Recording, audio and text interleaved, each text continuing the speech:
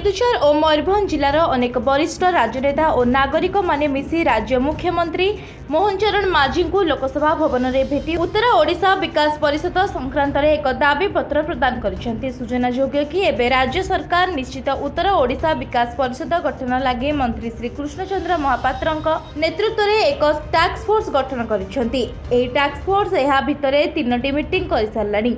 अति जल्दी उत्तर ओडिशा विकास परिषद गठन संक्रांत में मुख्यमंत्री को यह टास्क फोर्स दाबीपत्र देव बोली जଣାपड़ी।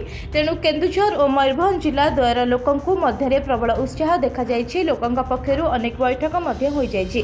निष्पत्ति अनुसार उत्तर ओडिशा विकास परिषद गठनर आवश्यकता और भौगोलिक सीमा निर्धारण निमंते व्यापक चर्चा होइतिला। समस्ते मान्यवर ओडिशार मुख्यमंत्री श्री मोहन चरण माझी को एक दाबीपत्र प्रदान करने को ठीक करथिले। एही संक्रांत में मयूरभंज जिलार पूर्वतन सांसद श्री रामचंद्र हांसदा और केन्दुझर सदर पूर्वतन विधायक श्री सुवर्ण नायक दायित्व नहीं समस्त आलोचना कर एक स्मारक पत्र बनाई जो दुई जिलार साधारण जनता नेता और बुद्धिजीवी माने स्वाक्षर करथिले।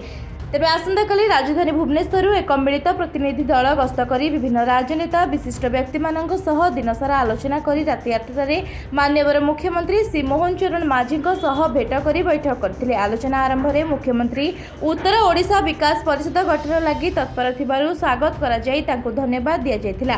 तेबे आगामी दिन में विभिन्न अंचल में यार आवश्यकता नहीं आलोचना करा जाई विभिन्न व्यक्ति विशेष को आंदोलन लगी प्रस्तुत करने को कहिथिले। वरिष्ठ नेता तथा समाजसेवी श्री कृष्ण चंद्र महांती आम संस्कृति और ऐतिह्य उपरे तर्जमा करी अंचलर दाबी उठाइथिले। अन्यमानक मध्यरे प्रोफेसर बिंबाधर बेहेरा समस्त मार्गदर्शन करी उपदेश देथिले। वरिष्ठ अधिवक्ता विश्वरंजन साहू, दैतारी आपट, अक्षय कुमार महांती, डॉक्टर अरुण साहू, नरेश कुमार पट्टनायक, अध्यापक रंजन कुमार पंडा, केशव महांती, पी पट्टनायक, राधेश्याम राउत, विश्वरंजन पृष्टि, चक्रधर नायक, उज्जवल कुमार साहू आदि उपस्थित रही एक कार्यक्रम को सफल करथिले।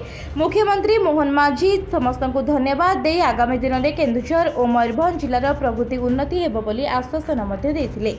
केन्दुझरु दिलीप कुमार साहू रिपोर्ट, लिव लाइव कोरिया।